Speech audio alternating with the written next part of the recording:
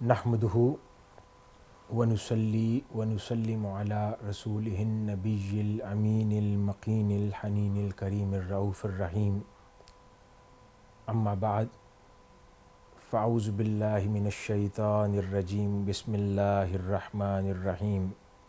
Vision 2023 کے سلسلہ میں انعقاد پذیر خوبصورت اور عظیم الشان ورچوئل کانفرنس کے شرکاء، خواتین و حضرات، ناظرین و ناظرات، اللہ رب العزت کا بے پایہ لطف و کرم اور احسان عظیم ہے کہ جس نے توفیق عطا فرمائی اور ہمیں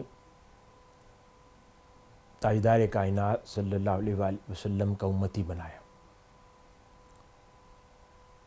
پھر یہ بھی اس کا کرم اور انعام ہے کہ اس نے ہم سب کو اس دور میں، اس دور کی مجددانہ تحریک اور مجدد شخصیت شیخ الاسلام پروفیسر ڈاکٹر محمد طاہر القادری مدظ اللہ العالی سے وابستہ فرمایا، اور یہ بھی اس کا کرم اور انعام ہے کہ اس نے نہ صرف ہمیں وابستہ کیا بلکہ ہمیں ان لوگوں میں شامل کیا کہ جو شیخ الاسلام پروفیسر ڈاکٹر محمد طاہر القادری مدظ اللہ العالی کی فکر کو، کام کو، ان کے عطا کردہ اس عظیم الشان مشن کو اور تحریک کو ہر نئے دن بہتر سے بہتر منازل اور مقاصد کی طرف لے کر جا رہے ہیں۔ اللہ پاک ہم سب کی وابستگی اور نسبت بھی قبول و منظور فرمائے اور ہماری توفیقات میں اور اضافہ فرمائے تاکہ ہم بہتر انداز میں اللہ اس کے رسول کے دین کی خدمت بجا لا سکیں۔ اگر اپنی زندگی کا بغور مطالعہ کیا جائے اور ہم میں سے ہر ایک مرد و زن اپنی زندگی کو بغور دیکھے تو اس کو محسوس ہوگا کہ ہماری زندگی اور کتاب میں زیادہ فرق نہیں ہے۔ ہماری زندگی بھی در حقیقت کتاب کی مانند ہے۔ ایک کتاب کیا ہوتی ہے؟ اس کی جلد ہوتی ہے، جلد کا ایک پہلو ہے، جلد کا دوسرا پہلو ہے، دو جلدوں کے درمیان صفحات ہوتے ہیں، پیجز ہوتے ہیں۔ انسانی زندگی بھی کچھ اسی طرح ہے کہ جس طرح ہم مطالعہ کے لیے کتاب کھولتے ہیں اور اس کو پڑھنا شروع کرتے ہیں تو اس سے مراد یوں لیا جا سکتا ہے کہ جیسے ہم نے اپنی زندگی کا آغاز کر دیا۔ پہلا صفحہ اس کتاب کا وہ ہے کہ جس دن ہم اس دنیا میں آئے اور پیدا ہوئے۔ اس طرح بک میں ہر صفحے کے بھی دو پہلو ہوتے ہیں۔ ایک پہلو دائیں جانب ہوتا ہے، ایک پہلو اسی صفحے کے بائیں جانب ہوتا ہے۔ جس طرح زندگی میں ایک ہی دن کے دو پہلو ہوتے ہیں، ایک پہلو دن ہے تو دوسرا پہلو رات ہے، تو انسانی زندگی کی کتاب کے صفحات کی بھی یہی صورت ہے۔ اس کا دایاں پہلو صفحے کا انسانی زندگی کا ایک دن ہے اور بایاں پہلو اسی صفحے کا اسی انسانی زندگی کے دن کی رات ہے۔ پھر جب ہم وہ دن گزار چکتے ہیں اور اگلی صبح ایک نیا دن طلوع ہوتا ہے تو در حقیقت وہ ہماری زندگی کی کتاب کا دوسرا صفحہ ہوتا ہے۔ یوں وہ بھی گزار چکتے ہیں اور تیسرا صفحہ شروع کرتے ہیں تو وہ در حقیقت ہماری زندگی کی کتاب کا تیسرا دن ہوتا ہے۔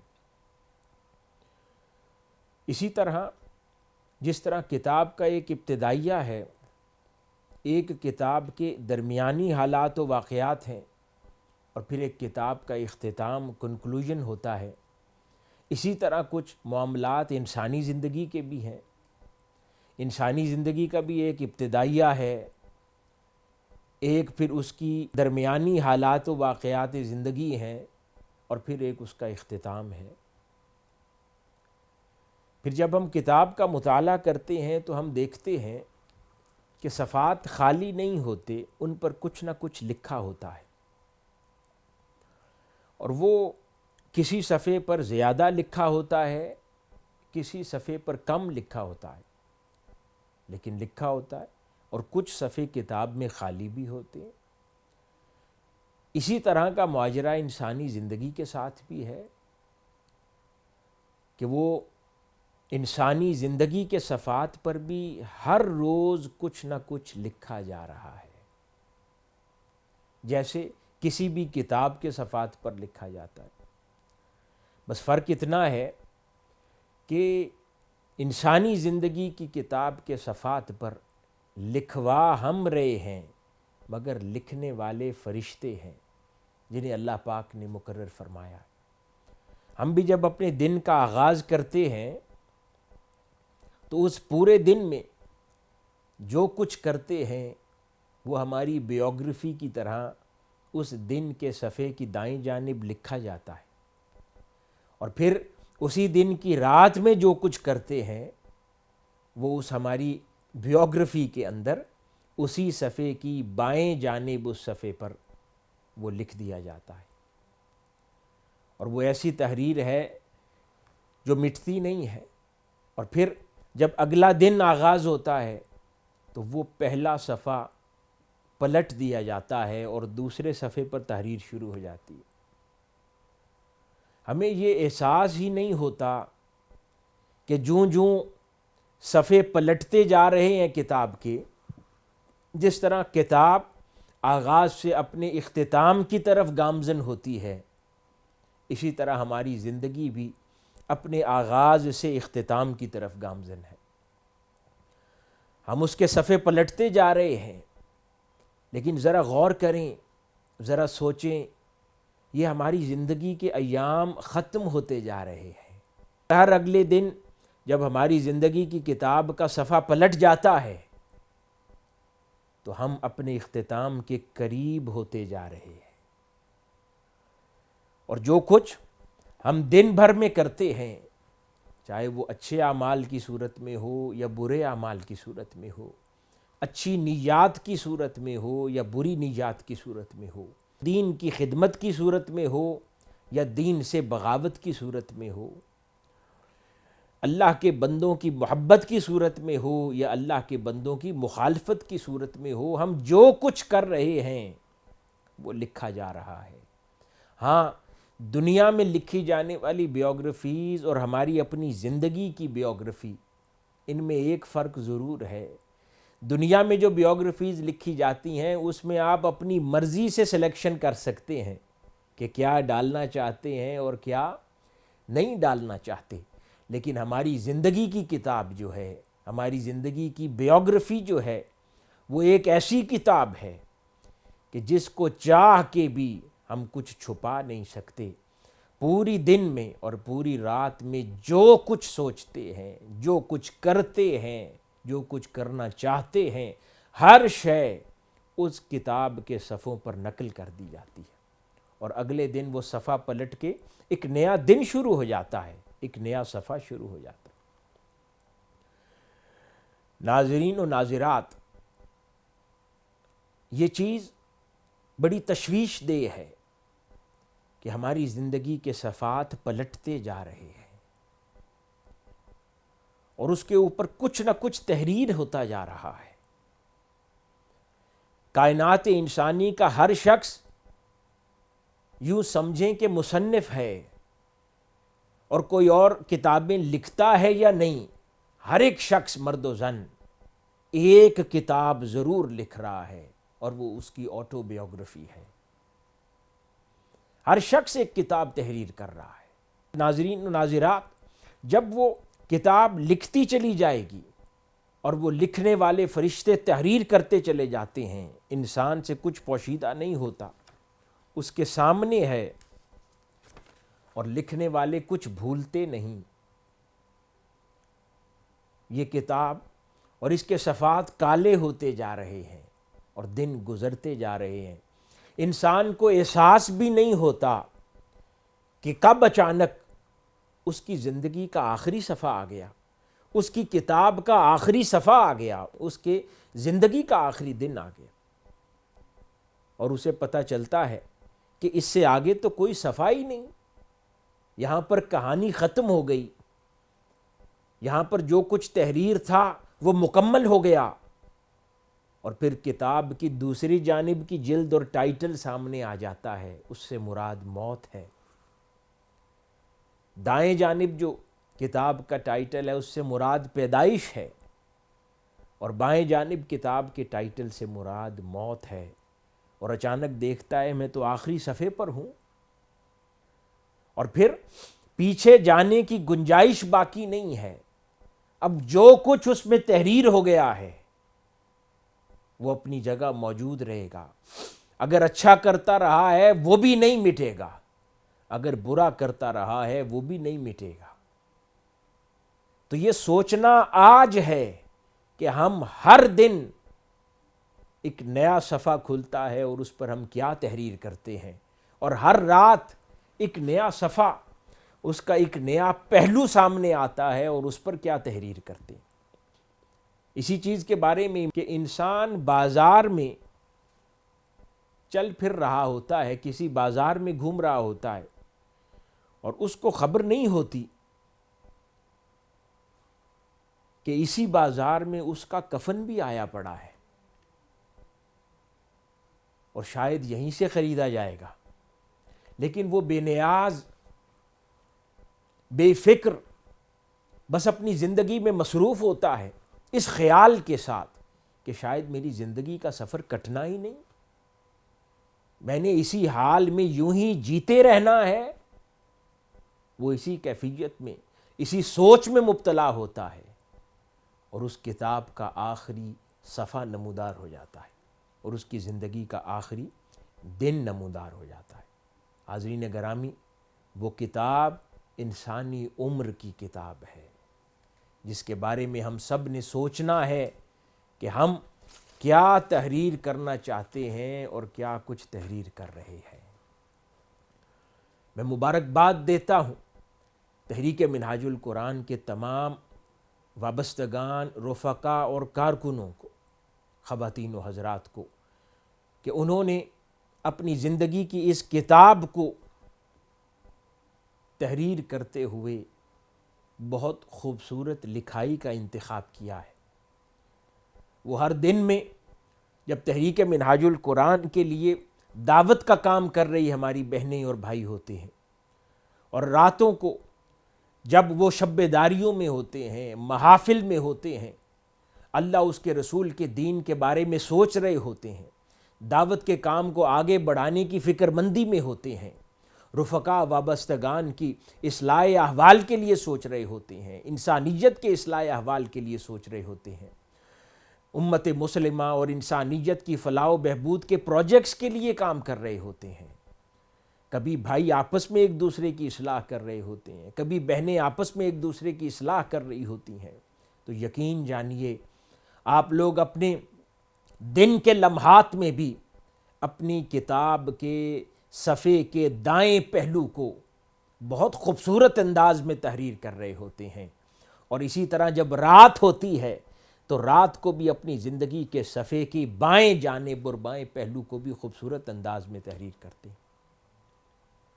اس کو اور خوبصورت کیا جا سکتا ہے، اس کو اور حسین کیا جا سکتا ہے، اور اس چیز کو انشور کرنے کی کوشش کی جا سکتی ہے کہ زندگی کی کتاب میں تو بہت سے صفحے ہیں، کوئی ایک صفحہ بھی کمزور نہ لکھا جائے، کوئی ایک صفحہ بھی ایسا نہ لکھا جائے جس پر روز قیامت ندامت ہو، کوئی ایک کتاب کا صفحہ بھی ایسا نہ لکھا جائے کہ جس دن اللہ اور اس کے رسول کی بارگاہ میں کھڑے ہوں اور شرم ساری سے نگاہیں نیچے ہوں۔ کیونکہ ناظرین و ناظرات، ہم نے سن رکھا ہے قیامت والے دن ہر ایک شخص، ہر ایک انسان کے ہاتھ میں اس کا نامہ اعمال ہوگا۔ ہم نے کبھی سوچا ہے کہ وہ نامہ اعمال کیسا ہوگا؟ میں عرض کرنا چاہتا ہوں کہ جس کتاب کا میں نے ذکر کیا ہے کہ ہر روز اپنے ہاتھوں سے لکھ رہے ہیں، ہر دن اپنے ہاتھ سے لکھتے ہیں، ہر رات اپنے ہاتھ سے لکھتے ہیں، اگلے دن وہ صفحہ پلٹ دیا جاتا ہے اور ایک نیا سفر، ایک نیا صفحہ شروع کر دیا جاتا ہے۔ یہ وہی کتاب ہے جو بطور نامہ اعمال قیامت کے روز ہر ایک انسان کے ہاتھ میں تھما دی جائے گی۔ ہر ایک شخص کی اپنی بایوگرافی ہوگی جو اس کے ہاتھ میں ہوگی، ہر ایک صفحہ بولے گا، ہر ایک دن بولے گا، ہر ایک رات بولے گی، اور کسی سے کوئی شے پوشیدہ نہیں ہوگی۔ یہ فیصلہ ہم نے آج کرنا ہے کہ ہم کیسی کتاب لکھنا چاہتے ہیں، ہم کیسی کتاب روز قیامت اپنے ہاتھوں میں چاہتے ہیں۔ کیونکہ ناظرین و ناظرات، جو کچھ ہم سوچتے ہیں وہ نیت ہے، نیت کا شمار بھی ہے۔ جو کچھ اپنی زبان سے کہتے ہیں کلام کا شمار بھی ہے۔ جو کچھ عمل کے ذریعے کرتے ہیں عمل کا شمار بھی ہے۔ جو کچھ ہماری نگاہیں دیکھتی ہیں نظر کا شمار بھی ہے۔ جو کچھ ہمارے ہاتھ چھوتے ہیں اس مس کا شمار بھی ہے۔ جو کچھ ہماری زبان چکھتی ہے اس ٹیسٹ کا شمار بھی ہے۔ جس جانب ہمارے قدم بڑھتے ہیں اس مسافت کا شمار بھی ہے۔ جس کروٹ ہم لیٹتے ہیں اس کروٹ کا شمار بھی ہے۔ اسی لیے تو حضرت خواجہ غلام فرید رحمۃ اللہ علیہ، اہل اللہ صوفیاء، کتنی پیاری بات انہوں نے اپنے پنجابی کے کلام میں، سرائکی کے کلام میں فرمائی کہ عمراں لنگیاں پباں بھار، کہ ہم نے تو اپنی عمر پوری پنجوں کے بل، فٹ ٹوز کے بل چلتے چلتے گزار دی، کیونکہ وہ جانتے تھے اللہ والے کہ ہر شے لکھی جاتی ہے اور ہر شے کا شمار ہے۔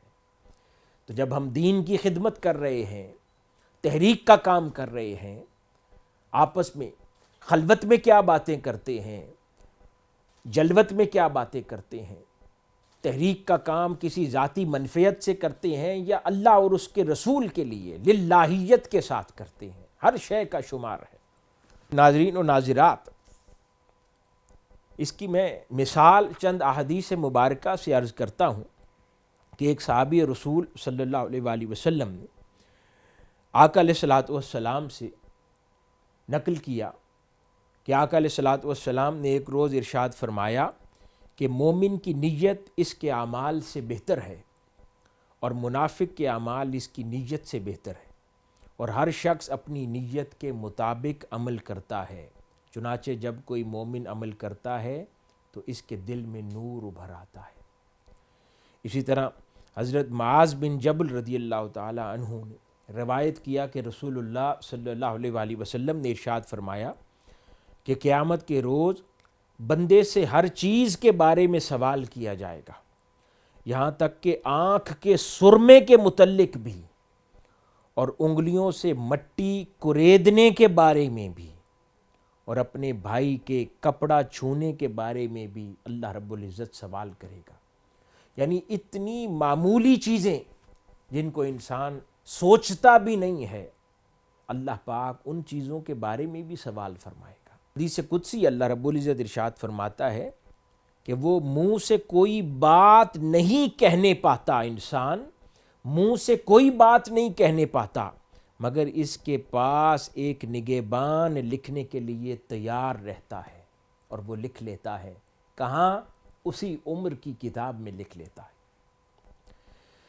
ایک بزرگ کہتے ہیں، بہت خوبصورت واقعہ ہے، ایک بزرگ بیان فرماتے ہیں کہ میں نے ایک خط لکھا اور ارادہ کیا کہ اپنے پڑوسی کی دیوار سے کچھ مٹی کورید کر اپنے لکھے ہوئے خط پر ڈال دوں تاکہ اس خط کی سیاہی انک خشک ہو جائے۔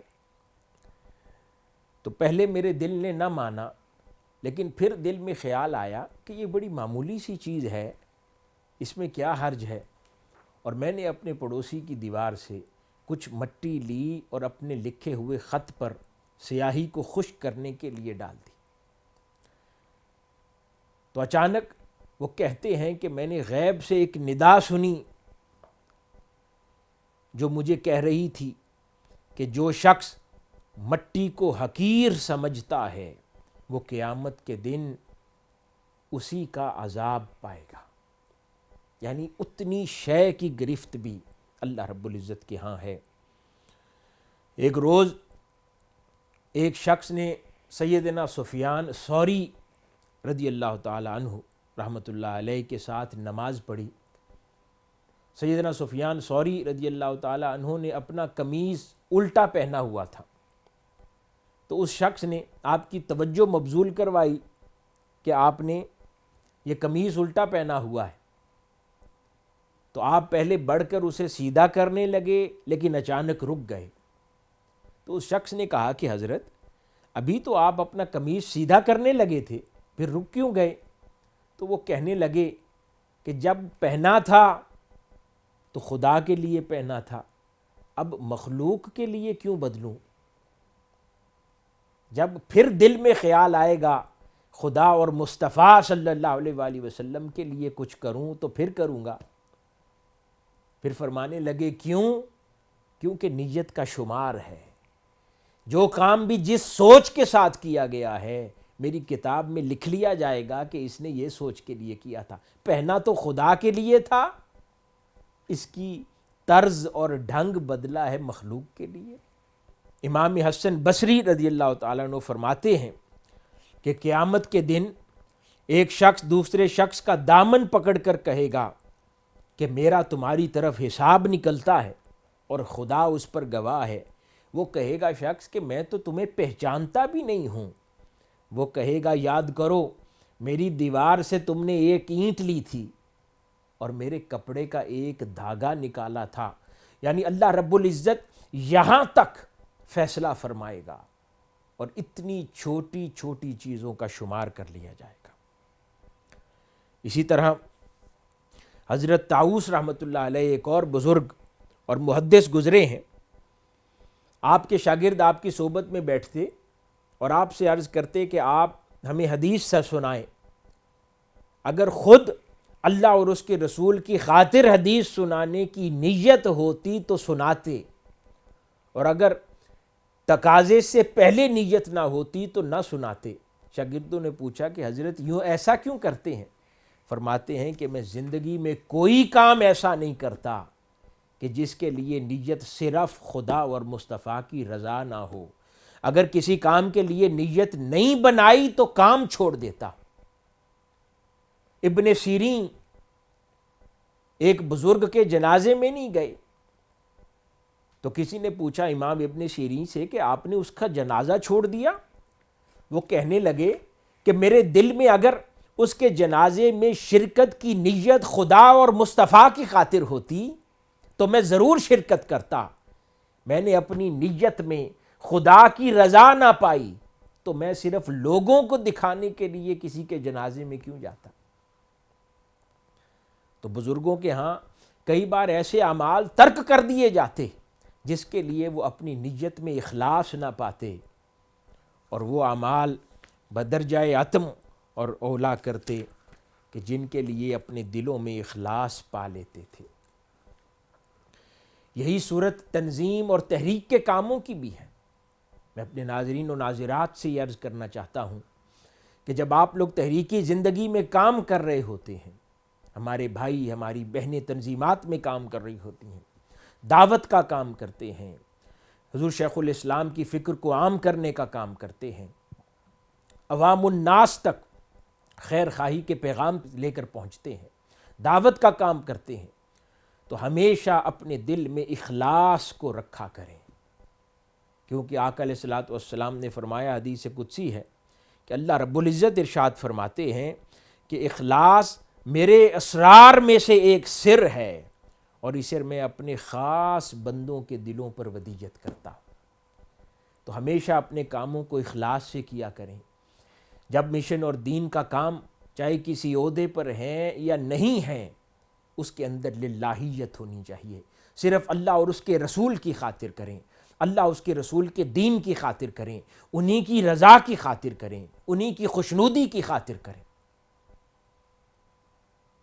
تو پھر وہ عمل دلوں میں نور بکھیرے گا، اس محنت، اس خدمت دین کے نتیجے میں دلوں میں نور پیدا ہوگا۔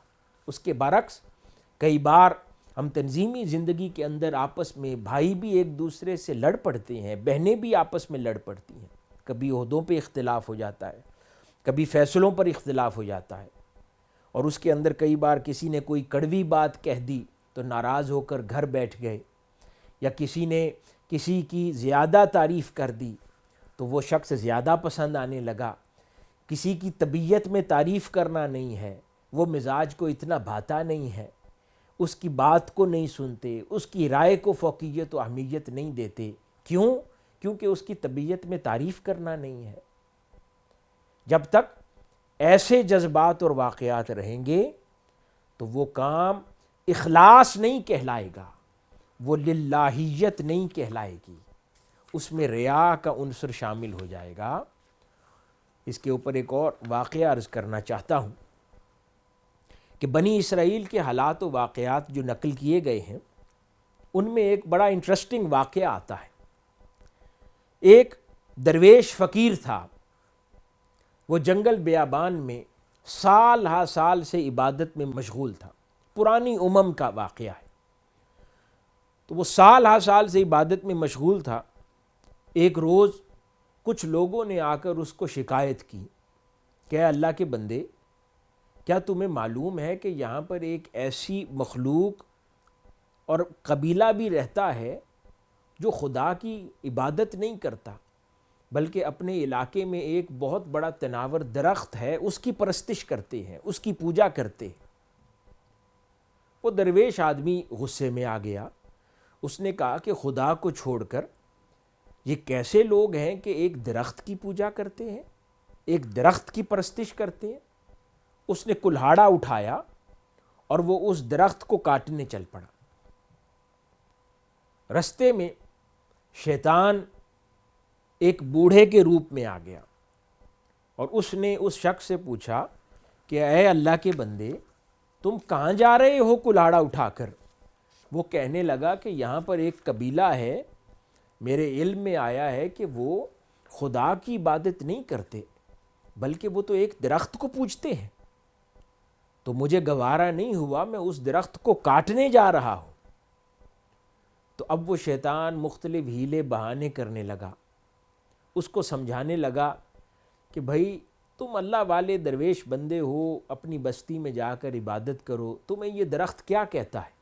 تم اپنا کام کرو، وہ لوگ اپنا کام کرتے ہیں، انہیں اپنا کرنے دو۔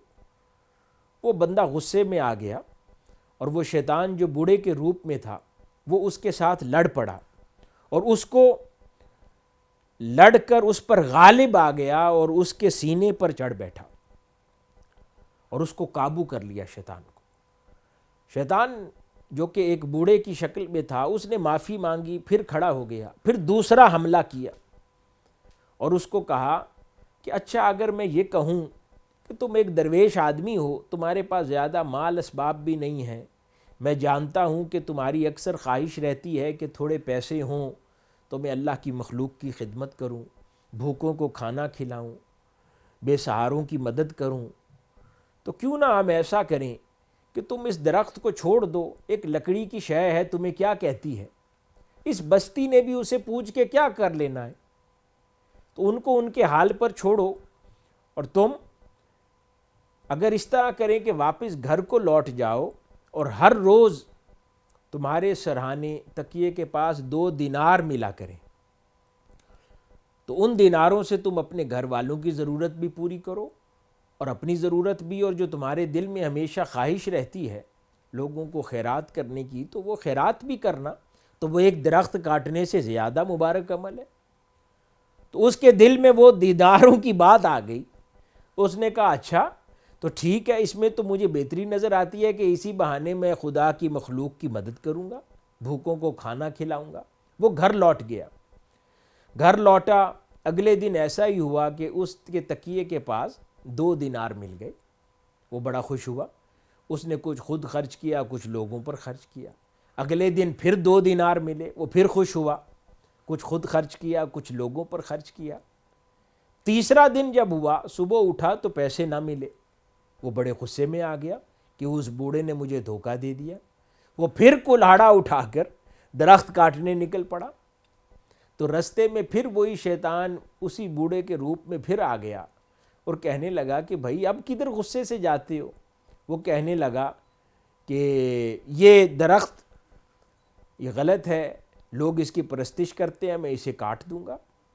تو وہ بوڑھا اس سے پھر روکنے کے لیے لڑ پڑا، مگر اس بار کیا ہوا کہ جب وہ فقیر اس بوڑھے سے لڑا تو بوڑھا غالب آ گیا اور اس فقیر کو قابو کر لیا۔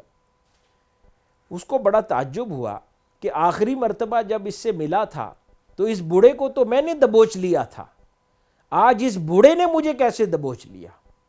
تو اس نے کہا کہ پہلے اس کا جواب دو۔ اس شیطان نے، تھا تو شیطان مگر بڑے کام کی بات کی، اس نے کہا کہ پہلی بار جب تم درخت کاٹنے جا رہے تھے تو خدا کے لیے کاٹنے جا رہے تھے، تمہارے دل میں غصہ تھا خدا کی خاطر کہ کچھ لوگ خدا کو چھوڑ کر اس کے سوا کی پرستش کر رہے ہیں، تو وہ تمہارے اندر ایمان کا نور تھا جس کی وجہ سے تم نے مجھے دبوچ لیا۔ آج بھی ہاتھ میں کلاڑا ہی ہے، درخت ہی کاٹنے جا رہے ہو، کام وہی کر رہے ہو، بس فرق اتنا ہے کہ پہلے وہی کام تم خدا کے لیے کرنے جا رہے تھے، اب وہی کام اپنی خاطر کرنے جا رہے ہو، مال کی خاطر کرنے جا رہے ہو۔ اب تمہیں غصہ ہے کیونکہ تمہیں دینار نہیں ملے۔ اس واقعہ کے اندر بہت خوبصورت پیغام پوشیدہ ہے کہ ہم کئی بار بہت سے اعمال ایسے کرتے ہیں لیکن ان میں فرق نہیں کرتے، اور ہم سمجھتے ہیں کہ ہم ہر کام صرف خدا کے لیے کر رہے ہیں، ہمارے اندر اخلاص ہے، ہمارے عمل میں اخلاص ہے، ہم خلوص نیت سے یہ کام کر رہے ہیں۔ لیکن کئی بار ایسا ہوتا ہے کہ جب ہم نے اپنی زندگی کا سفر شروع کیا ہوتا ہے اس وقت اخلاص ہوتا ہے، اس وقت جب ہم دعوت دینے نکلتے ہیں تو ہماری زبان میں تاثیر ہوتی ہے، ہم ٹوٹے پھوٹے الفاظ میں بھی اللہ اس کے رسول کی، مشن کی، شیخ الاسلام کی دعوت دیتے ہیں تو وہ پرتاثیر الفاظ اگلے کے دل میں اتر جاتے ہیں، کیونکہ سینے میں ایمان اور اخلاص کا نور ہوتا ہے۔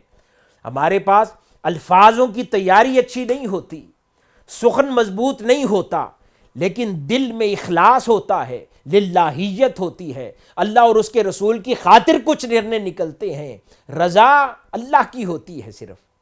تو اس لیے ٹوٹے پوٹے الفاظ بھی کام کر جاتے ہیں اور ہمارے تھوڑے عمل سے بہت لوگوں کے اندر دعوت کا کام ہو جاتا ہے۔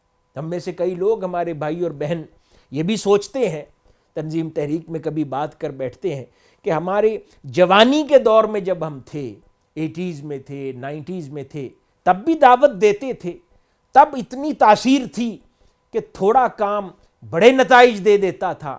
آج وہی ہیں ہم، لیکن جب دعوت دینے جاتے ہیں آج کیوں اثر نہیں بات کرتی؟ ہمارے بہت سے علماء ہوتے ہیں، ان کے دل میں خیال آتا ہے کہ جب میں جوان سال تھا تو میری بات میں، میرے خطاب میں تاثیر تھی۔ کئی بار عمر گزر کے بزرگی آ جاتی ہے، انسان سوچتا ہے کہ زندگی تو اچھی ہو گئی، گھر بار بھی اچھا بن گیا، بیوی بچے بھی بڑے ہو گئے، سیٹل ہو گیا نظام، لیکن اب لوگوں میں وہ تاثیر نہیں، میری دل میں بات گھر نہیں کرتی، اب تربیت نہیں ہوتی، لوگ اصلاح نہیں پکڑتے۔ تو اس واقعے کے اندر بہت خوبصورت پیغام ہے۔ وہ کیا کہ پہلے اللہ کے لیے کرتے تھے، اللہ کے رسول کے لیے کرتے تھے، پھر کہیں رستے میں ایسا موڑ آیا کہ ہم وہاں سے مڑ گئے۔ بظاہر جسمانی طور پر تو اسی راستے پر نظر آتے ہیں، لیکن نگاہیں کسی اور طرف جم گئی ہیں، تصورات کسی اور طرف جم گئے ہیں، انسان کے تفکرات کسی اور سمت جڑ گئے ہیں۔ تو جو ویژن ہے آگے تحریک کے کام کا، اس کو آگے لے کے چلنے کا، اس کا بنیادی ستون اخلاص ہے، رضا الہی ہے، کہ جو بھی کام کریں، دعوت کا جو فریضہ سر انجام دیں، تنظیم آپ کو جو ٹارگٹس دیتی ہے، آپ کا مرکز آپ کو جو ٹارگٹس دیتا ہے، آپ اس کو بدرج اولا اچیو کر پائیں گے اگر اپنے عمل میں اخلاص کی دولت پیدا کر لیں، اگر اپنی دعوت کے اندر اخلاص پیدا کر لیں، اپنے تبلیغ کے عمل میں اخلاص پیدا کر لیں، اپنی تنظیمی سرگرمیوں میں اخلاص پیدا کر لیں۔ انسان سوچ سکتا ہے نا کہ میں مخلص نہیں، مخلص سبھی ہوتے ہیں، لیکن اخلاص کے درجے ہوتے ہیں۔ ایک عام انسان کے اخلاص کا درجہ ہے، ایک عام مسلمان کے اخلاص کا درجہ ہے، پھر صالحین کا اخلاص ہے، اولیاء کا اخلاص ہے، شہداء کا اخلاص ہے، صدیقین کا اخلاص ہے، پھر انبیاء کا اخلاص ہے۔ اخلاص کے مدارج ہیں۔ انسان کا اخلاص ایک جگہ پر کبھی نہیں رکا رہتا، اس کی زندگی کا سفر طے ہوتا رہتا ہے اور اس کی بات میں تاثیر رہتی ہے۔ ناظرین و ناظرات، ہم کئی بار سوچتے ہیں کہ شیخ الاسلام کی زندگی، آپ کا کام، آپ کی تحریک، آپ کی عمر بھر کی ایفٹ میں، اور پاکستان میں اور دیگر پوری دنیا میں بے شمار اسکالرز، انٹلیکچوئلز، شخصیات، تحریک کے بانی، قائدین موجود ہیں۔ اللہ رب العزت نے ان کو وہ پذیرائی کیوں نہیں عطا فرمائی؟ یا ظاہری شہرت میسر آ جاتی ہے لیکن اتنی تاثیر کیوں نہیں دی؟ لوگوں کے دلوں میں جتنی اللہ پاک نے شیخ الاسلام کی محبت ڈالی ہے، اوروں کی نہیں ڈالی۔ کیوں؟ اس کا ایک ہی جواب ہے، اخلاص۔ کہ شیخ الاسلام نے اپنی تحریکی زندگی ہو یا اپنی ذاتی زندگی، اس کے آغاز سے آج تک ان کی زندگی کی کتاب کا کوئی صفحہ ایسا نہیں ہے جو اخلاص سے نہ لکھا گیا ہو۔ ہر عمل اخلاص سے کیا ہے۔ آپ نے تحریک کا ہر پروجیکٹ کا آغاز اخلاص سے کیا ہے، اس لیے اس میں برکت اللہ نے ڈالی ہے۔ آپ نے دعوت کا ہر خطاب اخلاص سے کیا ہے، اس لیے ہزاروں لاکھوں کی زندگیاں بدلی ہیں۔ آپ نے اپنی کتابیں تحریر کرتے ہوئے ہر صفحہ اخلاص سے لکھا ہے، اس لیے اس کے اندر تاثیر ہے۔ زندگی کا ہر قدم صرف اللہ اور اس کے رسول کے لیے اٹھایا ہے، اس لیے اس قدم کے اندر تاثیر ہے، کامیابی ہے۔ ہر کام اللہ اور اس کے رسول کے لیے کیا ہے۔ اسی لیے کائنات انسانی میں، دیگر شخصیات میں شیخ الاسلام کو اللہ رب العزت نے منفرد اور ممتاز بنا دیا۔ تو یہی شان شیخ الاسلام کے ہر ورکر بیٹے اور بیٹی کی بھی ہونی چاہیے کہ بھلے ظاہراً اس کو جتنی ہی دشواریوں کا سامنا کیوں نہ ہو، لیکن وہ کبھی زندگی میں اخلاص کا دامن نہ چھوڑے۔ اگر کوئی کام اللہ اور اس کے رسول کے لیے نہیں ہے تو نہ کرے، اور اگر کسی کام میں اللہ اور اس کے رسول کی رضا کی نیت شامل ہے تو کبھی وہ کام نہ چھوڑے، اس کو کرتا چلا جائے، چاہے ظاہراً جتنی دشواریاں کیوں نہ ہوں، جتنی مشکلات کیوں نہ ہوں۔ اگر اللہ اور اس کے رسول کے لیے ہے، چاہے اپنے رشتہ داروں میں صلہ رحمی کرتا ہے، کہیں خیرات کرتا ہے، کہیں تبلیغ کرتا ہے، دعوت کا کام کرتا ہے، کہیں درس و تدریس کرتا ہے، کوئی پروجیکٹ بناتا ہے، کوئی ڈونیشن کرتا ہے، ممبرشپ لیتا ہے، کبھی کسی کے دکھاوے سے نہ کریں کہ میں فلاں کو دکھانے کے لیے کرتا ہوں، وہ کیا کرے گا، اس نے دے دیے ہیں میں بھی دے دوں، نہیں تو بڑی جگ ہسائی ہو جائے گی۔ نہیں، وہ سارا کام رائے گاں جائے گا۔ ہر کام کو اللہ اور اس کے رسول کی رضا کے لیے کریں، اللہ اور اس کے رسول کی خوشنودی کے لیے کریں، اور اسی میں خیر ہے۔ اور اولیاء اللہ کی نسبت اور ان کی رضا اور خوشنودی کے لیے کیا کریں۔ حضور شیخ الاسلام کی رضا، خوشنودی اور خوشی کے لیے اس کام کو کریں۔ اللہ پاک نے حضور شیخ الاسلام کی صورت میں جو ایک عظیم نسبت ہمیں عطا کی ہے، ہمیشہ اس کی قدر کو دل میں جانتے رہیں اور اس نسبت اور دامن کو کبھی ہاتھ سے نہ جانے دیں، اور پھر استقامت کے ساتھ تحریک اور مشن کے کام پر ہمیشہ کوشاں اور گامزن رہیں۔ نتائج اللہ نے دینے ہیں، اور ان نتائج کا انحصار آپ کے اخلاص کے اوپر ہے۔ اخلاص جتنا طاقتور ہوگا، آپ کی دل سے آہ نکلی بھی تیر بن جائے گی، اور اخلاص جتنا گدلا ہوگا، نیت جتنی گدلی ہوگی، تو آہ و بکا سالوں پر محیط بھی نہیں سنی جائے گی۔ ایک خوبصورت واقعہ، ایک عظیم صحابی رسول سیدنا انس بن مالک رضی اللہ تعالیٰ عنہ کے گھر ایک مہمان آیا. آپ نے اس کے لیے دسترخوان لگایا اور اس کو کھانا پیش فرمایا. جب وہ مہمان کھا چکا تو اس دسترخوان پہ کچھ چکنائی کے داغ تھے. تو سیدنا انس بن مالک رضی اللہ تعالیٰ عنہ نے اپنے گھر میں خادمہ جو کام کرتی تھی اس سے فرمایا کہ اس دسترخوان کو اٹھا کے تنور میں ڈال دو. وہ مہمان بڑے تعجب سے دیکھنے لگا کہ چکنائی دور کرنے کے لیے کوئی تنور میں بھی ڈالتا ہے دسترخوان کو. بہر صورت جیسے ہی آپ نے فرمایا بغیر توقف کے اس خادمہ نے وہ دسترخوان اٹھا کے تنور میں ڈال دیا اور تھوڑی دیر بعد تندور سے وہ سالم بغیر جلے دسترخوان باہر نکالا. اس سے چکنائی کے داغ جا چکے تھے مگر دسترخوان سلامت تھا، وہ جلا نہیں تھا. مہمان نے بڑا تعجب کیا کہ یہ کیا ماجرا ہے کہ دسترخوان آگ جلا دیتی ہے، آپ کا دسترخوان صاف کر کے باہر نکال دیا ہے، جلایا نہیں. تو اس پہ سیدنا انس بن مالک رضی اللہ تعالیٰ عنہ فرمانے لگے ہاں کچھ خصوصیت ہے اس دسترخوان کی. ایک روز تاجدار کائنات حضرت محمد مصطفیٰ صلی اللہ علیہ وآلہ وسلم نے آپ نے اس دسترخوان پہ کھانا تناول فرمایا تھا اور آپ نے اس دسترخوان سے اپنے دست مبارک اور دہن مبارک صاف فرمایا تھا. اس روز کے بعد اس دسترخوان کو آگ نہیں جلاتی. سبحان اللہ. تو ذرا غور کیجئے، یہ واقعہ حضرت مولائے روم نے مثنوی میں بیان فرمایا اور ساتھ وہ بیان فرماتے ہیں کہ اے ایمان والو ذرا غور کرو کہ وہ دسترخوان جس کو نسبت ہے تاجدار کائنات صلی اللہ علیہ وآلہ وسلم تھے، آگ اس دسترخوان کو جلانے کی جسارت نہیں کرتی، تو پھر اس عاشق کا کیا کہنا جو صبح و شام تاجدار کائنات صلی اللہ علیہ وآلہ وسلم کی محبت میں جلتا ہو.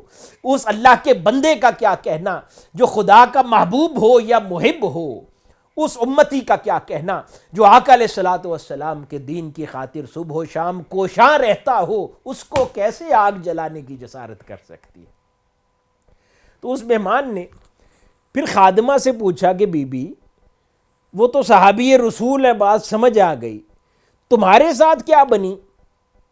یہ بھی واقعہ مولائے روم نے بیان فرمایا کہ تمہارے ساتھ کیا بنی کہ تم نے ایک لمحہ نہیں سوچا کہ یہ دسترخوان جل جائے گا، تم نے اٹھا کے تنور میں ڈال دیا. وہ خادمہ کا بھی ایمان کیا تھا. وہ کہنے لگی میں جانتی ہوں سیدنا انس بن مالک اللہ کے بندے ہیں، میرا ان کا ایمان ہے، میرا یہ یقین تھا کہ اگر یہ فرما رہے ہیں تو یہ آگ اس کو نہیں جلا سکتی. پھر آگے کہنے لگی یہ تو دسترخوان تھا، میرا اللہ کے بندوں کی بات پر اتنا ایمان اور یقین ہے کہ یہ مجھے کہتے نا کہ خود کود جاؤ اس تندور میں، میں خود بھی کود جاتی اور ایک لمحہ توقف نہ کرتی. کتنی پیاری بات. تو حضرت مولائے روم آگے فرماتے ہیں کہ اے اللہ کے بندو سیکھو، اس خادمہ سے ہی سیکھو.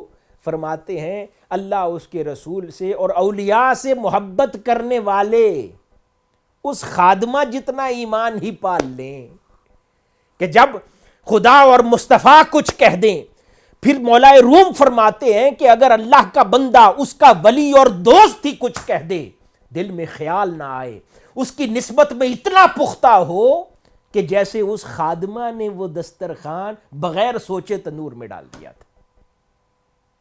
یہ اہم بات ہے اخلاص کے بعد کہ جس کے ذریعے انسان اپنے کام کو پرتاثیر کر سکتا ہے. اور کتنی پیاری بات ہے کہ وہ ایک بے جان شے جس کو نسبت مل جائے تو وہ اس کو آگ نہیں جلاتی. تو مبارکباد ہے تحریک منہاج القرآن کے ہر رفیق کو، اور بھائی اور بہن کو، منہاج القرآن کے وابستہ کو، کہ اللہ رب العزت نے تحریک منہاج القرآن کے ذریعے آپ کو اس دور کے مجدد اور اللہ کے نیک اور برگزیدہ بندے سے وابستہ کیا ہے شیخ الاسلام کے ساتھ. اور تحریک منہاج القرآن کے ذریعے اللہ سے دوستی اور اللہ کے رسول صلی اللہ علیہ وآلہ وسلم کے ساتھ جوڑا ہے۔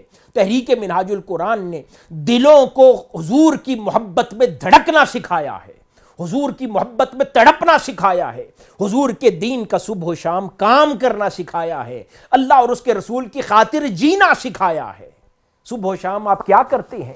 آپ خدا کی طرف لوگوں کو بلاتے پھرتے ہیں، تاجدار کائنات صلی اللہ علیہ وآلہ وسلم کی طرف لوگوں کو بلاتے پھرتے ہیں، اللہ کے نیک بندے کی طرف بلاتے ہیں، قرآن کی طرف بلاتے ہیں، تعلیمات قرآن کی طرف بلاتے ہیں، احادیث نبوی صلی اللہ علیہ وآلہ وسلم کی طرف بلاتے ہیں۔ تو یہ سلیقہ، یہ کرینہ، یہ ڈھنگ جینے کا کس نے سکھایا ہے؟ تحریک منہاج القرآن نے۔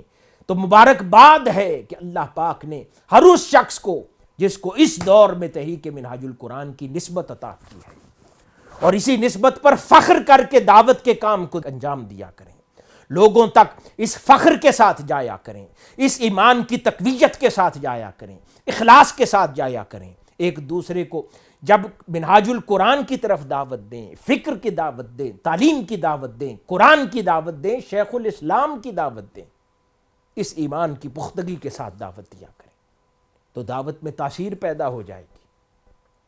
سالوں کے کام مہینوں میں ہونے لگیں گے، مہینوں کے کام دنوں میں ہونے لگیں گے، کیونکہ ہم نے اپنے قائد کی زندگی میں ایسا ہی ہوتے دیکھا ہے۔ اگر ہمارے اخلاص بھی ان کی مطابعت میں ہو جائے تو ہمارا اخلاص بھی نتائج پیدا کر سکتا ہے۔ ناظرین و ناظرات، اللہ رب العزت اس کے نبی اکرم صلی اللہ علیہ وآلہ وسلم کی اطاعت اور محبت میں اتنی تاثیر ہے کہ خدا ان نسبتوں کی وجہ سے اپنے قوانین بدل دیتا ہے۔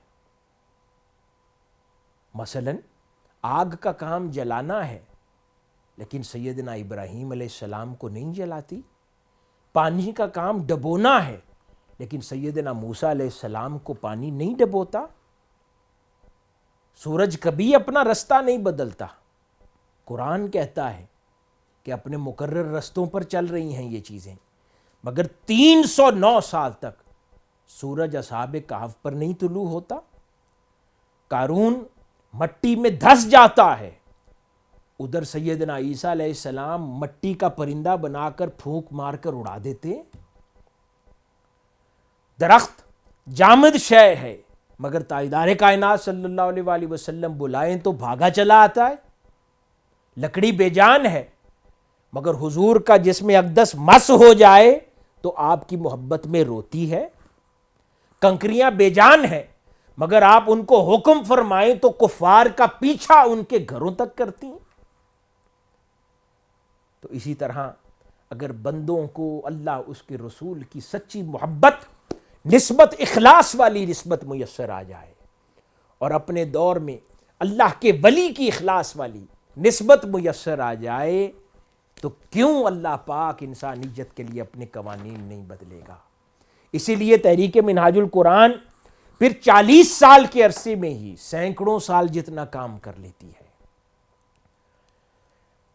اللہ رب العزت بڑے بڑے سرمایہ داروں کے سامنے بھی تحریک منہاج القرآن کے ایمان والے مگر کمزور مالی حالات والوں کا اتنا روب قائم کر دیتا ہے کہ وہ بڑے بڑے جاگیردار اور سرمایہ دار ان کے سامنے کانپتے ہیں۔ ان کی للکار میں اللہ پاک وہ جرت دے دیتا ہے کہ جس کو عموماً جو جاگیردار، سرمایہ دار اور حکمران ہیں وہ کچل دیتے ہیں، مگر ان کی ایمان والوں کی، تحریک منہاج القرآن والوں کے لوگوں کی للکار سے وہ کانپنے لگ جاتے ہیں، لرزنے لگ جاتے ہیں۔ اللہ پاک ان کا روب قائم فرماتا ہے۔ بڑے بڑے تحریک منہاج القرآن نے پچھلے کئی سالوں میں ایسے بے شمار واقعات ہوئے ہیں کہ اگر عام لوگ ہوں یا عوام الناس ہو جن کے لیے خدا قانون نہیں بدلتا، تو وہ ایسی مشکلات سے نکل کے باہر نہیں آ سکتے، مگر یہ اللہ اس کے رسول کے دین کی تحریک ہے، یہ اللہ کے بندے کے فیض سے وابستہ تحریک ہے، اور اس اللہ کے بندے کی قیادت میں چلنے والی تحریک ہے۔ اللہ پاک نے عموماً جو نہیں کرتا اپنے بندے کے لیے وہ قوانین بھی بدلے ہیں۔ دھرنوں میں کیا ہوا؟ کتنے مشکل واقعات تھے۔ تاریخ کا مطالعہ کریں تو حالات ایسے نہیں ہوتے کہ آج آپ اور میں بیٹھ کر اجتماع سے خطاب کر رہے ہیں، لیکن یہ قوانین اللہ اپنے بندوں کے لیے بدلتا ہے۔ اس نسبت کو ہمیشہ ملحوظ خاطر رکھیں تو یقیناً دعوت میں تاثیر بھی پیدا ہوگی، دعوت پر مغز بھی ہوگی، اور جو بھی نتائج اپنے لیے مقرر فرمائیں گے اللہ پاک ان کو پورا فرما دے گا۔ اپنے ذہنوں کو وساوس سے ہٹا کر دیکھیں، صاف کر کے پھر اسی شخص پر دعوت دیں تو نتائج مختلف ہوں گے۔ کوئی آپ کی دعوت قبول نہیں کرتا تو اپنے اخلاص پر محنت کر کے دیکھیں اور پھر اس شخص کے ساتھ بات کریں، نتائج یکسر مختلف ہو جائیں گے۔ دوسرا اہم نکتہ، اخلاص کے ساتھ اپنی نسبت پر ایمان اور پختگی دعوت میں مؤثر ہو سکتی ہے۔ اور تیسری اہم چیز، ایک دوسرے کے ساتھ برتاؤ محبت اور پیار بھرا ہونا چاہیے، شفقت بھرا ہونا چاہیے۔ آپس میں اتفاق اور اتحاد کے ساتھ، محبت کے ساتھ، احترام کے ساتھ، شفقت کے ساتھ آپس میں ایک دوسرے کے ساتھ رہتے ہوئے کام کریں، مشن کی دعوت کا کام کریں، اللہ اس کے رسول کی دعوت کا کام کریں، اور آپ کے اندر ماحول کا حسن دیکھ کر بے شمار لوگ اور آپ کے ساتھ جڑنا چاہیں گے اور آپ کے کام کے ساتھ شریک ہونا چاہیں گے۔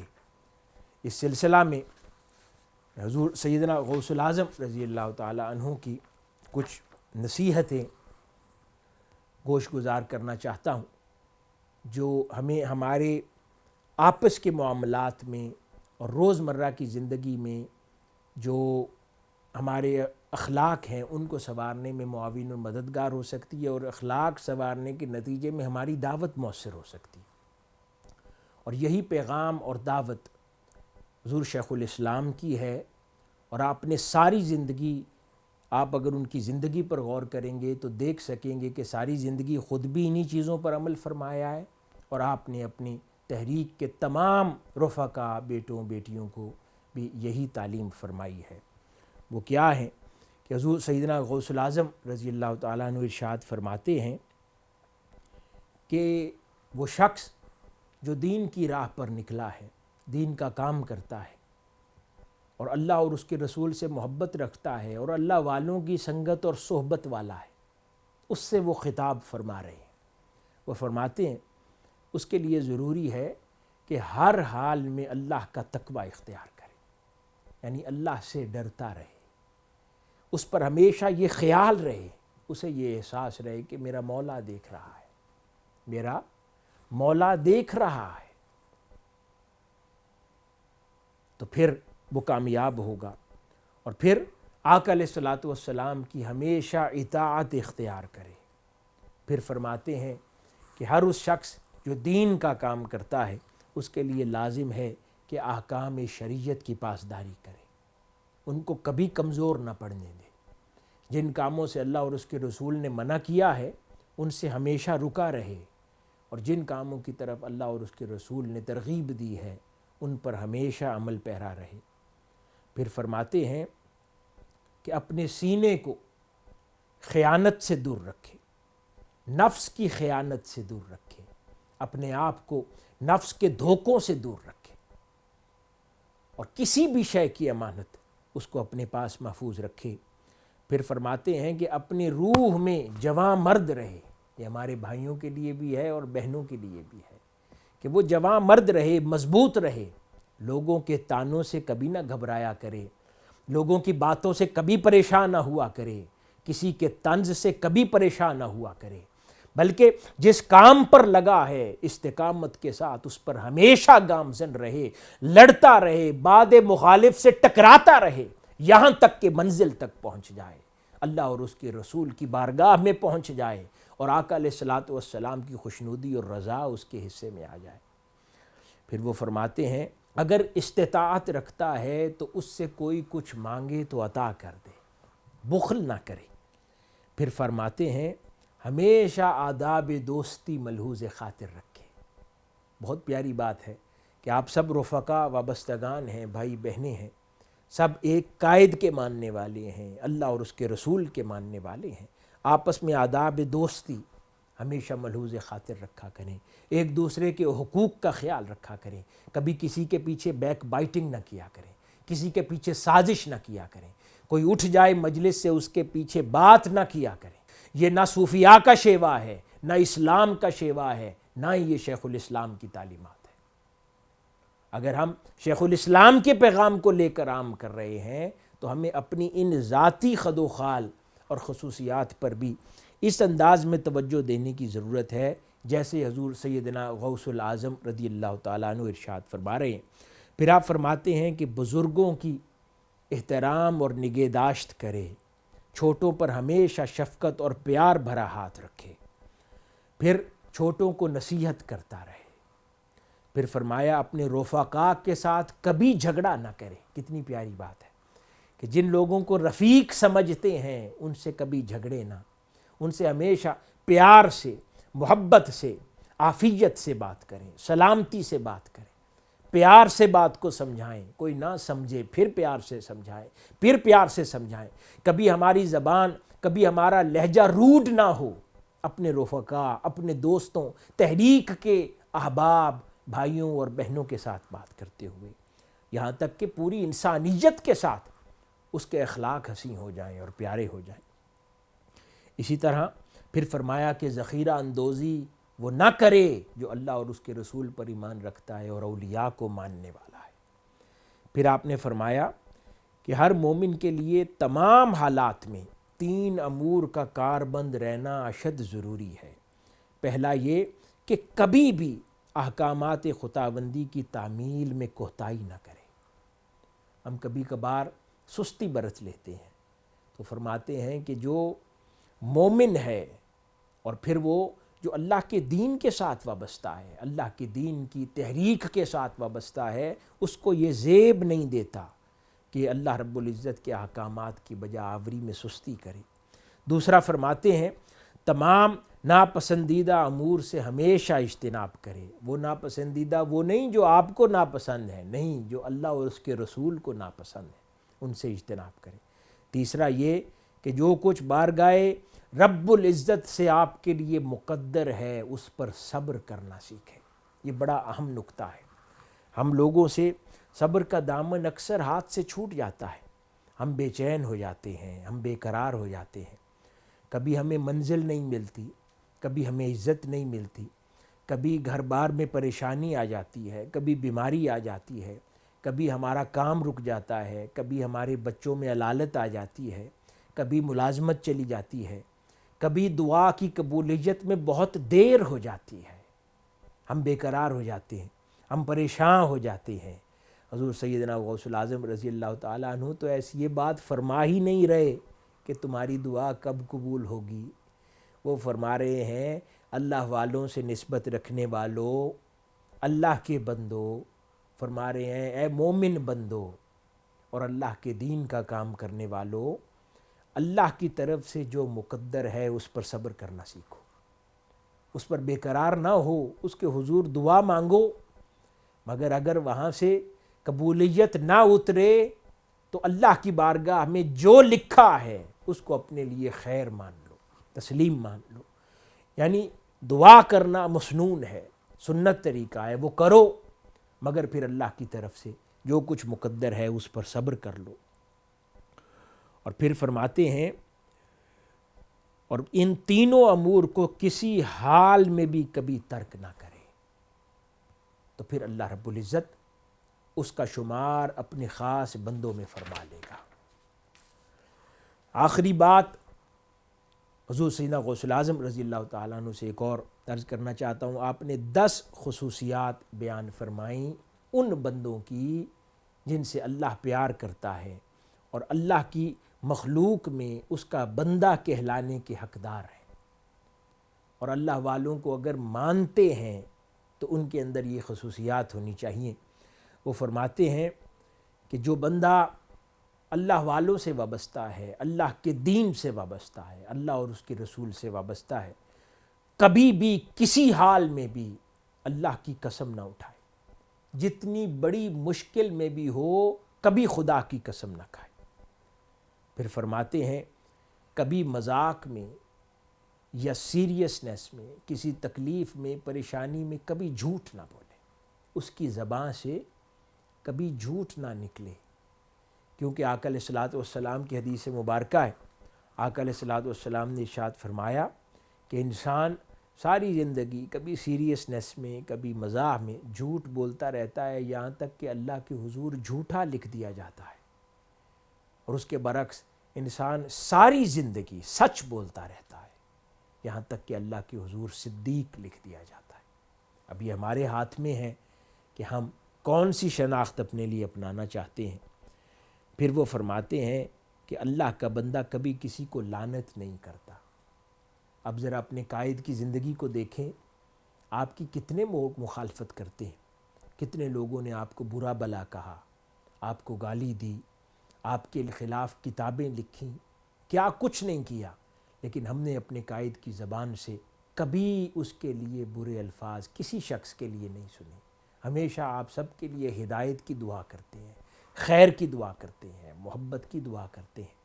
اس کا یہ مطلب نہیں ہے کہ انسان حکم ہے کہ کسی کو لعنت نہیں کرنا، سب کے لیے ہدایت اور خیر کا کلمہ کہنا ہے، لیکن اس کا یہ مطلب بھی نہیں ہے کہ جو فتنہ پرور ہو یا نقصان پہنچانے والا ہو اس کی باتوں میں آ جانا ہے۔ اگر وہ لوگوں میں فتنہ اور فساد کر رہا ہے، کوئی دشمن ہے آپ کا، کیونکہ ہمیں حکم ہے کہ ہم نے برا نہیں کہنا تو اس کی باتوں میں آ جائیں، نہیں، زبان سے برا نہیں کہنا، لیکن برائی کو برا جاننا ہے، ان میں فرق ہے۔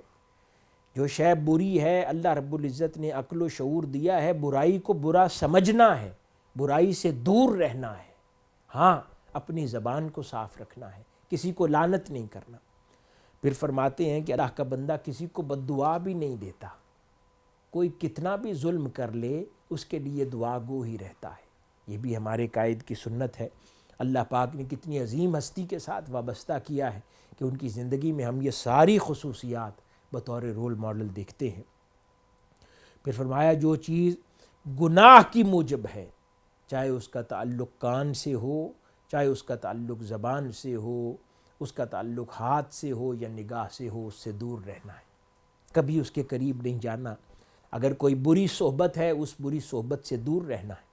اگر پتہ ہے کہ کوئی شخص تحریک کے خلاف، تحریک کی قیادت کے خلاف زہر اگلتا ہے، زہریلی باتیں کرتا ہے، وساوس پر مبنی باتیں کرتا ہے، فتنہ پرور باتیں کرتا ہے، تو اس کی صحبت سے اٹھائیں، اس کی صحبت میں نہ بیٹھے۔ ایسی کوشش نہ کریں کہ نہیں میں سمجھا لوں گا یا سمجھا لوں گی، میں اس کو راہ راست پر لے آؤں گی۔ ہاں اپنے سے کسی بہتر، کسی بڑے کو ریفر کر دیں، شاید وہ اس کو بہتر سمجھ لے۔ اپنے ایمان کو پٹ ٹو ٹیسٹ نہ کریں کہ کہیں اس شخص کی، مرد و زن کی، بھائی یا بہن کی زہریلی بات، وساوس پر مبنی بات، تحریک کے خلاف بات، تحریک کی قیادت کے خلاف بات آپ کا بھی ذہن کہیں پر گندہ نہ کر دے۔ اور پھر یہ حسین صحبت جو اللہ رب العزت نے اس دور میں اپنے ایک مجدد کی صورت میں، اللہ کے نیک اور برگزیدہ بندے کی صورت میں ہمیں عطا کر رکھی ہے، ان کے دامن سے ہم سب وابستہ ہیں۔ اللہ نے اپنے محبوب کے دین کی تحریک اور مشن کی عظیم خدمت سونپ رکھی ہے۔ خدا نہ کرے، خدا نہ کرے یہ دامن ہمارے ہاتھ سے چھوٹ جائے اور ہم سے یہ نسبت چلی جائے، ہم سے یہ خدمت لے لی جائے۔ تو اس سے ڈرتے رہیں۔ پرانے ادوار میں کسی شخص پر بدبختی مسلط ہوتی تو پرانے بڑے بوڑھے نیک صالحین لوگ یہ کہتے کہ جب یہ چل رہا ہو تو اس کے سائے سے بھی بچنا، کیونکہ اس سے اللہ ناراض ہے، تو کہیں اس ناراضگی میں ہم بھی نہ گرفت میں آ جائیں۔ تو یہ حضور سیدنا غوث العظم رضی اللہ تعالیٰ عنہ بھی فرما رہے ہیں کہ اپنے آپ کو ایسے امور سے دور رکھو کہ جس سے گمان ہو کہ تم اس میں مبتلا ہو جاؤ گے۔ اس لیے میں نے عرض کیا کہ کبھی بھی اپنے ایمان کو پٹ ٹو ٹیسٹ نہ کریں، کہیں خدا نخواستہ ہم اس میں مبتلا ہو کر اپنے ایمان کو غارت نہ کر لیں اور دین سے دور نہ ہو جائیں اور دین کی خدمت سے دور نہ ہو جائیں۔ ہمیشہ اپنے آپ کو محفوظ رکھا کریں۔ جب کہیں آگ لگی ہو تو سب سے پہلے اپنے گھر کو بچانا چاہیے، اس کے بعد کسی دوسرے کی آگ کو بجھاتے ہیں۔ کہیں دوسرے کی آگ بجھانے میں خود نہ جل جائیں، اس کا ہمیشہ لحاظ رکھنا چاہیے۔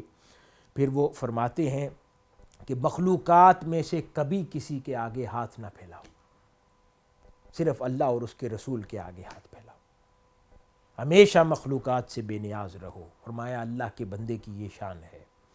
پھر فرماتے ہیں لوگوں سے کبھی طمع نہ رکھو، اگر ان کو تم دین کی دعوت دو تو بھی صرف اللہ اور اس کے رسول کی خاطر دعوت دو، یعنی تنظیمی زندگی میں کام کرتے ہوئے ذاتی دوستی کی نیت سے یا ذاتی منفعت یا ذاتی کام کہ میں اس کو تحریک میں دعوت دیتا ہوں، یہ ممبرشپ لے گا، پھر یہ اس کو میں کل اپنے کسی کام کے لیے بھی استعمال کروں گا، نہیں، اس سے اپنے کیے ہوئے کام کو کبھی گدلا نہ کیا کریں۔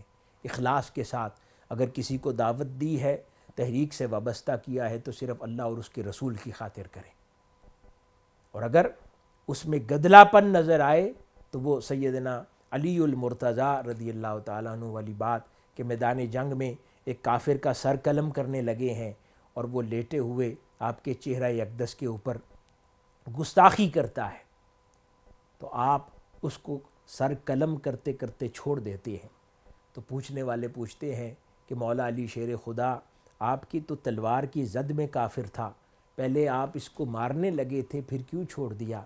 فرمایا کہ پہلے اس کو اللہ اور اس کے رسول کی خاطر مار رہا تھا، اب اس میں میرا غصہ بھی شامل ہو گیا۔ تو علی ایسا کوئی کام نہیں کرتا جو گدلا ہو، جو کنفیوزڈ ہو۔ تو اسی طرح تحریک کے اندر دوستیاں اخلاص کے ساتھ اللہ اور اس کے رسول کے لیے رکھیں، کبھی کسی کے خلاف بھی اگر بات ہو، اپنی قیادت تک پہنچانے لگے ہیں، اپنی مینجمنٹ تک پہنچانے لگے ہیں، تو میک شور کر لیا کریں کہ اس میں کوئی ذاتی غصہ تو نہیں ہے، نہیں تو پھر اس دن کا صفحہ کالا ہو جائے گا، وہ دن ہمارے ہاتھ سے نکل جائے گا۔ اور کبھی کبھار اعمال ایسے ہوتے ہیں کہ وہ 100 صفوں پر بھاری پڑتے ہیں، ایک صفحہ ایسا کالا ہوا کہ اگر 100 صفحے بھی سنہرے بعد میں لکھ دیے جائیں، اس ایک صفحے کی کالک غالب آ جاتی ہے۔ ایسے اعمال سے ہمیشہ بچنا چاہیے۔ اور پھر آپ فرماتے ہیں کہ عجز و انکساری کا ہمیشہ پیکر بن کے رہیں، یہ بھی اللہ کے بندوں کا شیوا ہوتا ہے۔ تکبر اللہ کے بندوں کا شیوا نہیں ہے، غرور اللہ کے بندوں کا شیوا نہیں ہے، روڈنس، بیڈ بیہیویئر، چاہے آپ والدین سے بات کر رہے ہیں، اپنے بہن بھائیوں سے، عزیز و اقارب سے، بڑوں سے، چھوٹوں سے، تحریک کے اندر رفقا سے، rudeness is no way to live your life. اپنی اخلاق، اپنی زبان کو ہمیشہ نرم رکھیں، پیارا رکھیں، اور ہمیشہ خیر کا کلمہ کہنے والا رکھیں۔ اگر کسی پہ بہت ناراضگی ہے، خیر کی بات نہیں دل سے نکلتی اس کے لیے، تو خاموش ہو جائے تاکہ اس دن کا صفحہ ہمارا کالا نہ ہو۔ دل میں کبھی بہت بوجھ ہے اور کسی کے خلاف بات کرنے کا دل ہے، تو پھر اللہ اور اس کے رسول کو یاد کر لیا کریں، اللہ کے بندوں کو یاد کر لیا کریں، ان کے شیوا کو، ان کی سنت کو یاد کر لیا کریں۔ یہ کچھ پہلو اور امور میں نے عرض کیے کہ جو آج کے اس دور میں ہمارے کام کو اور ہماری تبلیغ کو اور ہماری دعوت کے طریقے کو مؤثر بنا سکتے ہیں۔ ناظرین و ناظرات، ہمیشہ ایک بات یاد رکھیں، زبان کی دعوت سے افضل ہے کردار کی دعوت۔ علماء اور صوفیاء میں کیا فرق ہے؟ کیا بات ہے کہ حضرت خواجہ اجمیر معین الدین چشتی اجمیری رضی اللہ تعالی عنہ نے 90 لاکھ مسلمان فرما دیے، اس کے برعکس کثیر تعداد میں علماء روز دین پر مناظرے کرتے ہیں، کبھی کسی مذہب کو نیچا دکھاتے ہیں تو ان سے یہ تاثیر نہیں پھوٹتی، کیوں کہ ان کے ہاں دعوت زبان پر ہے، ادھر خواجہ اجمیر کے ہاں دعوت کردار کی تھی۔ ایک خوبصورت واقعہ حضرت خواجہ غلام فرید رحمۃ اللہ علیہ سے ہی منسوب ہے کہ رمضان المبارک کا مہینہ تھا، آپ خطاب فرما رہے تھے، قریب ہی ایک ہندوؤں کی بستی تھی، وہاں ایک ہندو کپل تھا، ان کے ہاں اولاد نہیں تھی، وہ کہیں کچھ عرصہ قبل حضرت خواجہ غلام فرید رحمۃ اللہ علیہ کی بارگاہ میں آئے اور انہوں نے دعا کے لیے عرض کیا، آپ نے ان کے لیے دعا کی، اللہ رب العزت نے ان کو اولاد سے نواز دیا۔ اب وہ ساری بستی ہندوؤں کی تھی۔ وہ کپل اتنا خوش ہوا کہ ان کو یہ احساس نہ تھا کہ یہ مسلمانوں کا رمضان المبارک کا مہینہ ہے، لیکن وہ اتنا ایکسائٹڈ تھا کہ ایک اللہ کے بندے کی دعا سے اللہ نے ہمیں صاحب اولاد کر دیا۔ تو انہوں نے میٹھا لیا، پکایا، اور اپنی بستی والوں سے کہنے لگے، باقی ہندو افراد سے، کہ ہم اس اللہ کے بندے کو جا کر اپنے ہاتھ سے کھلائیں گے، ہمیں خوشی ہے۔ تو وہ جو بستی والے تھے وہ کہنے لگے، کیونکہ شیطان تو کئی روپوں میں آتا ہے، وہ کہنے لگے کہ ایک تم ہندو ہو تو دوسرا رمضان ہے، وہ تو تمہارے ہاتھ سے نہیں کھانے لگے۔